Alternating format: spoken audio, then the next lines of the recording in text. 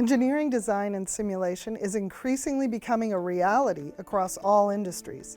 It saves time and allows teams to experiment with scenarios they could never afford to test with traditional methods. The history of modeling and simulation can be traced back to the early 20th century when engineers and scientists first started using mathematical models to understand physical phenomena.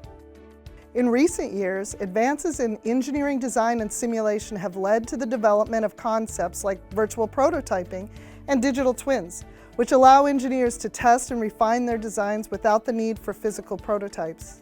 This has greatly reduced the time and cost involved in the design process and has made it possible to develop products that would have been impossible just a few decades ago.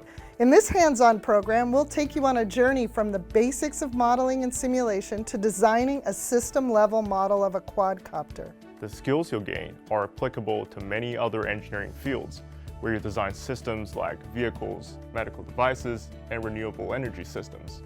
You'll build models of a real-world application, simulate them, analyze their behavior, and utilize the simulation results to improve your design. Whether you're a recent engineering graduate looking to set yourself apart, a seasoned industry professional seeking new simulation skills, or even someone curious about the design of complex systems, this program will provide a valuable starting point for a career in that field. By using models, we can better understand how systems work and make informed decisions about their design and operation.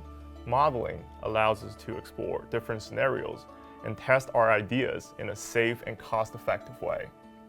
Ultimately, modeling helps us create better products, systems, and processes that improve our lives and make the world a better place.